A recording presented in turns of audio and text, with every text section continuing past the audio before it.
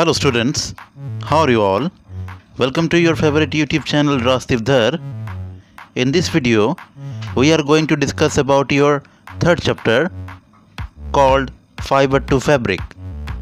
So students, if you'll watch this video full, then you will be able to understand all the major points which are mentioned here in your book. So let's start the video without wasting your time. So students, because your chapter is related about fiber to fabric, so because of that, let us know about fiber first. So do you have any idea regarding of fiber?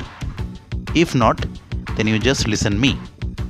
The thin strands of thread that are made up of still thinner strands called fibers. Okay, there are two kinds of fiber. One is natural fiber and the other is synthetic fiber. So let us know about natural fiber. So the fibers of some fabrics such as cotton, jute, silk and wool are obtained from plants and animals. These are called natural fibers. Cotton and jute are examples of fibers obtained from plants. Wool and silk fibers are obtained from animals. Especially wool is obtained from the fleece of sheep or goat.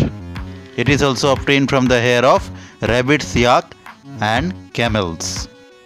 Silk fibers are drawn from the cocoon of silkworm. For thousands of years, natural fibers were the only ones available for making fabrics. But in the last 100 years or so, fibers are also made from chemical substances which are not obtained from plants or animal sources. These are called synthetic fiber or artificial fiber. So some examples of synthetic fibers are like polyester, nylon, etc. Students, have you ever made wigs from oil lamps? What do you use for making these wigs? This cotton wool is also used for filling mattresses, quilts or pillows. Take some cotton wool, pull it apart and look at its edges. What do you observe? The small thin strands that you see are made up of cotton fibers, isn't it? Where does this cotton wool come from? Do you have any idea about it? So listen, it is grown in the field, okay? Cotton plants are usually grown at places having black soil and warm climate. Can you name some states of our country where cotton is grown? So for your kind information, these are the top 10 cotton producing states of India. First is Gujarat, then Maharashtra, Andhra Pradesh, Telangana, Haryana, Karnataka, Madhya Pradesh, Rajasthan, Punjab, Tamil Nadu and Orissa. So if in the exam you may get a question regarding of it, then you can give the answer easily. So for that you need to note down these states' name. Okay. The fruits of the cotton plant are about the size of a lemon. After maturing, the bole bursts open and the seeds covered with cotton fibers can be seen. From these balls, cotton is usually picked by hand. Fibers are then separated from the seeds by combing. The process which is applied here is known as ginning of cotton. Ginning was traditionally done by hand, but these days machines are also used for ginning. After cotton, now it is a turn of jute. Okay, so jute fiber is obtained from the stem of the jute plant. It is cultivated during the rainy season. In India, jute is mainly grown in West Bengal, Bihar and Assam. The jute plant is normally harvested when it is at flowering stage. Okay? The stems of the harvested plants are immersed in water for a few days.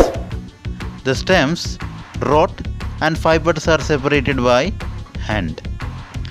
To make fabrics, all these fibers are first converted into yarn.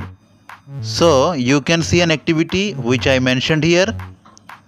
hold some cotton wool in one hand, pinch some cotton between the thumb and forefinger of the other hand. Now gently start pulling out the cotton. While continuously twisting the fibers, you will get a yarn. Okay, so the process of making yarn from fiber is called spinning. A simple device which is used for spinning is a hand spindle. It is also known as takli. Another hand-operated device used for spinning is charkha. Use of charkha was popularized by Mahatma Gandhi as part of the independence movement. He encouraged people to wear clothes made of homespun yarn and shan imported cloth made in the mills of Britain. Spinning of yarn on a large scale is done with the help of spinning machines. After spinning, yarns are used for making fabrics. There are many ways by which fabrics are made from yarns. The two main processes are weaving and knitting. The process of arranging two sets of yarn together to make a fabric is called weaving.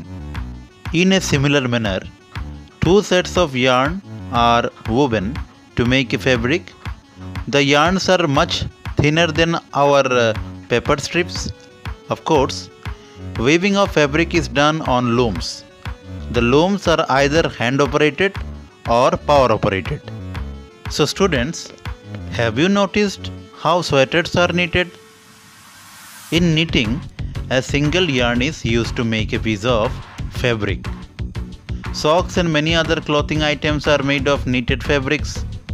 Knitting is done by hand and also on machines. Weaving and knitting are used for making different kinds of fabrics. These fabrics are used for a variety of clothing items. Have you ever wondered what materials people used in ancient time for clothing? They used the barks, leaves of trees, animal skins, and furs to cover themselves. Slowly, with growing civilization, they learned to weave twigs and grass into mats and baskets. Stitched fabrics came much later with the invention of needle.